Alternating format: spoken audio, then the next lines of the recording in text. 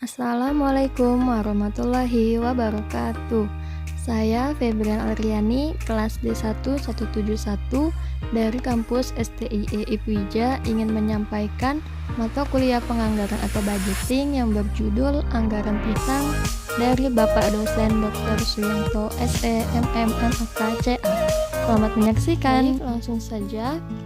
Di sini ada definisi. Piutang adalah hak menagih sejumlah harta kreditor atau pemberi pinjaman kepada debitur penerima pinjaman yang bersedia melunasinya pada waktu datang.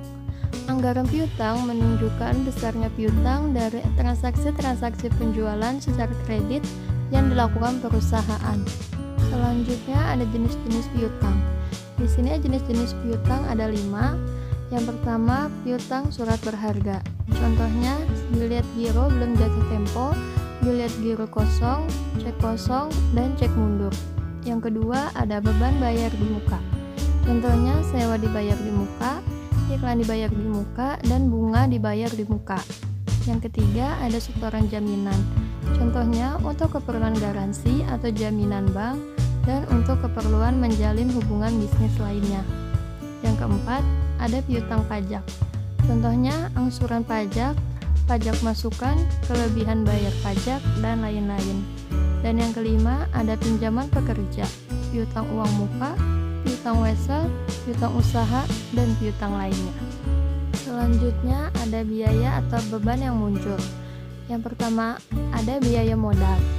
Yang kedua, biaya administrasi piutang, seperti biaya penagihan piutang dan biaya organisasi per unit kerja yang diserahi tugas pengelola piutang. Dan yang ketiga, ada piutang mungkin tidak seluruhnya dapat ditagih karena adanya resiko debitur tidak bertanggung jawab atau melarikan diri atau bangkrut. Selanjutnya ada manfaat penyusunan anggaran piutang. Yang pertama, dapat diperkirakannya posisi piutang pada berbagai waktu. Yang kedua, dapat diketahuinya jumlah piutang yang sudah waktunya untuk ditagih. Dan yang ketiga, dapat diperkirakan arus kas yang berasal dari penjualan kredit. Yang selanjutnya ada langkah-langkah. Berbagai langkah yang perlu disiapkan antara lain meliputi: yang pertama, dibentuknya unit kerja atau seksi yang khusus ditugaskan mengurusi piutang. Nah, tugas pokok dari unit kerja ini meliputi: yang pertama, mencari langganan potensial yang dapat diberikan kredit. Yang kedua, menyeleksi calon debitur.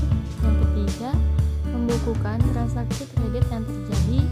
Yang keempat, melakukan penagihan piutang. Yang kelima, membukukan mutasi kredit atau piutang. Yang keenam, menyusun dan mengklarifikasi piutang outstanding menurut usia masing-masing. Yang ketujuh, membuat analisis dan evaluasi piutang sebagai salah satu bentuk investasi.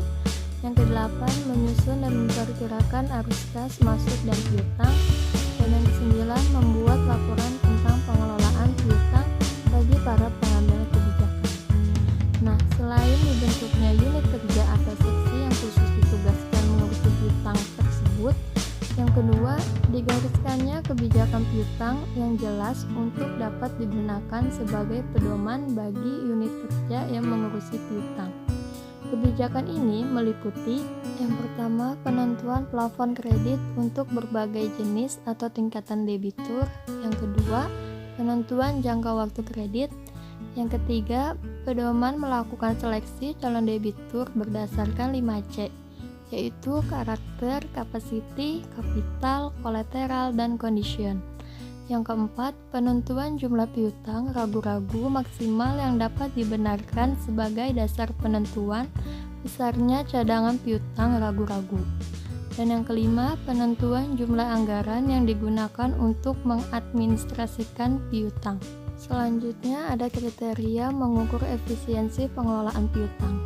Kriteria yang dapat digunakan sebagai indikator efisiensi pengelolaan adalah: yang pertama, tingkat perputaran piutang yang dinyatakan dengan rumus penjualan kredit dalam 1 tahun dibagi piutang rata-rata awal dan akhir tahun. Yang kedua, persentase piutang tak tertagih yang sebenarnya. Yang ketiga, usia utang rata-rata. Yang keempat, biaya pengelolaan piutang yang berubah-ubah dari waktu ke waktu karena perbedaan jumlah nasabah yang harus dilayani, perbedaan nilai piutang keseluruhan yang harus dikelola, perbedaan fungsi piutang atau penjualan dengan kredit dari waktu ke waktu berhubungan dengan adanya perbedaan kondisi persaingan dan situasi ekonomi secara umum, dan perbedaan jangka waktu kredit yang diberikan. Yang dapat saya sampaikan, mohon maaf bila ada kesalahan baik dalam ucapan atau materi yang saya sampaikan. Terima kasih. Wassalamualaikum warahmatullahi wabarakatuh.